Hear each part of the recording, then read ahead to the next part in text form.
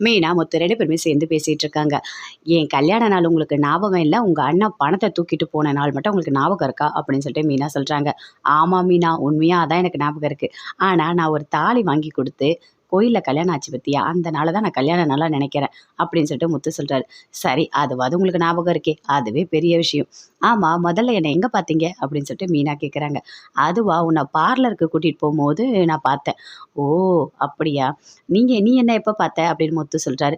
"உங்கள நான் ஒரு குடிகாரனா தான் பார்த்தேன்." அப்படின்னு சொல்லிட்டு இருக்காங்க. 2 பேருமே சேர்ந்து ரொம்ப சந்தோஷமா பேசிட்டு இருக்காங்க.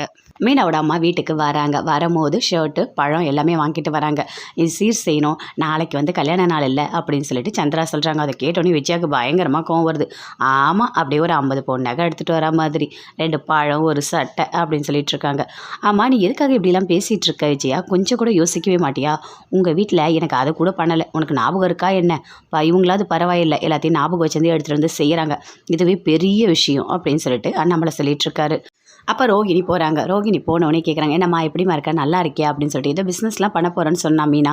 "ஆமா." அப்படின்னு சொல்லிட்டு ரோகிணி சொல்றாங்க. "சரி, உங்க அப்பா ஜெயில்ல இருக்கார்ல, எனக்கு சிதம்பரத்தில ஒரு கோயில் தெரியுமா? அங்க அந்த பிள்ளையார் கோயில்ல போயிட்டு நீ வந்துட்டு சாமி கும்பிட்டனா கண்டிப்பா உங்க அப்பா வெளிய வந்துருவாரு." அப்படின்னு சொல்லிட்டு சந்திரா சொல்றாங்க. அத கேட்டோனே ரோகிணிக்கு பயங்கரமா கோவம் வருது. அப்படியே பார்க்குறாங்க. எதுவுமே பேசவே இல்ல. "இப்போ உங்களுக்கு என்ன பிரச்சனை? எதுக்கு வந்தீங்களோ அந்த வேலைய மட்டும் பாருங்க. அவங்க அப்பாவ பத்தி, இவங்கள பத்திலாம் உங்களுக்கு என்ன பேச்சு?" அப்படின்னு சொல்லிட்டு விஜயா கேட்குறாங்க. "உங்கள இதெல்லாம் கேட்டாங்களா?" அப்படின்னு சொல்லிட்டு. "இல்ல, மீனா தான் சொன்னா." "என்ன மீனா சொன்னா? ஏய் மீனா, உனக்கு என்ன வேலை? எப்ப பார்த்தாலும் இதெல்லாம் போய் உங்க வீட்ல சொல்றது தான் உனக்கு வேலையா?" அப்படின்னு சொல்லிட்டு விஜயா கோவமா திட்டுறாங்க.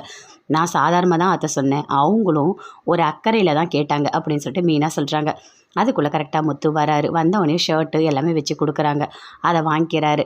வாங்கிட்டோனே உள்ள போயிட்டு, "சரி, நான் உள்ள போய் டீசலுக்கு காசு எடுத்துட்டு வரேன்." அப்படின்னு சொல்லிட்டு உள்ள போறாரு. அப்ப விஜயா சொல்றாங்க, "இங்க பாருங்க, யார பத்தியும் நீங்க பேசக்கூடாது." அப்படின்னு சொல்லிட்டு. "இனிமே வந்தீங்கன்னா உங்க வேலைய மட்டும் பார்த்துட்டு போங்க." அப்படின்னு சொல்லிட்டு விஜயா பயங்கர கோவமா பேசுறாங்க. "அம்மா, நீ வீட்டுக்கு போ. சீதா வருவா போ." அப்படின்னு சொல்லிட்டு மீனா சொல்றாங்க. அங்கருந்து சந்திரா போறாங்க. மீனா சமையல் ரூமுக்கு வராங்க. பின்னாடியே வராங்க. ரோகிணி வந்து பயங்கர கோவமா திட்டுறாங்க. "என்ன உனக்கு வேலை? இதான் வேலையா உனக்கு? எதுக்காக நீ வந்துட்டு என்ன பத்தின டீட்டெயில்ஸ் எல்லாமே உங்க அம்மா கிட்ட போய் சொல்லிட்டு இருக்க?" அப்படின்னு சொல்லிட்டு ரோகிணி கேட்குறாங்க. "நானும் இந்த வீட்ல தான் இருக்கேன். நீங்களும் இந்த வீட்ல தான் இருக்கீங்க. நான் சாதாரணமா தான் சொன்னேன்." அப்படின்னு மீனா சொல்றாங்க. "இங்க பாருங்க, எங்க அம்மா கிட்ட போய் உங்கள பத்தி ஏதாவது சொல்லிட்டு இருக்கேனா என்ன?" அப்படின்னு சொல்லிட்டு ரோகிணி கேட்குறாங்க.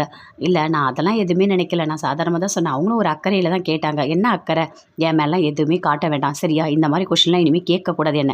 அப்படின்னு சொல்லிட்டு ரோகிணி பயங்கர கோவமா போறாங்க. பின்னாடியே விஜயா வராங்க. அடுத்த நாள் கல்யாண நாள். மீனா அழகா குளிச்சுட்டு ரெடி ஆகி வராங்க. வந்தவுடனே விஜயா வெளிய பார்க்குறாங்க. "அத்தை, நேத்து நீங்க நடந்துக்கினது, பேசுனது எதையுமே நான் அவர்கிட்ட சொல்ல மாட்டேன். ஏன்னா எனக்கு குடும்பம் ரொம்ப முக்கியம். கண்டிப்பா நான் சொல்லுவேன்னு தான் நீங்க நினச்சிட்டு இருந்தீங்க. நான் சொல்ல மாட்டேன்." அப்படின்னு சொல்லிட்டு மீனா வெளிய வராங்க. முத்து வராரு. "நான் உனக்கு ஒண்ணு வாங்கிட்டு வந்திருக்கேன்." அப்படின்னு சொல்லிட்டு தராரு. அதுக்குள்ள கரெக்ட்டா பாட்டி வராங்க. "பாட்டி வாங்க பாட்டி." அப்படின்னு சொல்லிட்டு அப்படியே தூக்குறாரு. "விடுடா, என்ன விடுறா." அப்படின்னு சொல்லிட்டு பாட்டி சொல்றாங்க. "என்ன சொல்லவே இல்ல, அதுக்குள்ள வந்திருக்கீங்க?" அப்படின்னு சொல்லிட்டு விஜயா கேட்குறாங்க. "ஏன்? நான் வரக்கூடாதா? நீ சொன்னா தான் வரணுமா? இல்ல உன்கிட்ட சொல்லிட்டு தான் வரணுமா?" அப்படின்னு சொல்றாங்க. "அதெல்லாம் ஒண்ணும் இல்ல. நான் சும்மா தான் கேட்டேன். நீ எத மனசுல வச்சு கேட்டேன்னு எனக்கு எல்லாமே தெரியும்." அப்படின்னு சொல்லிட்டு பாட்டி சொல்லிட்டு இருக்காங்க. எனக்கு கல்யாண நாள்." அப்படின்னு சொல்றாங்க. "அது தெரிஞ்சு தான் நான் வந்திருக்கேன். உங்கள பார்க்கணும்னு எனக்கு ஆசையா இருந்தது. அதனால தான் நான் வந்திருக்கேன்.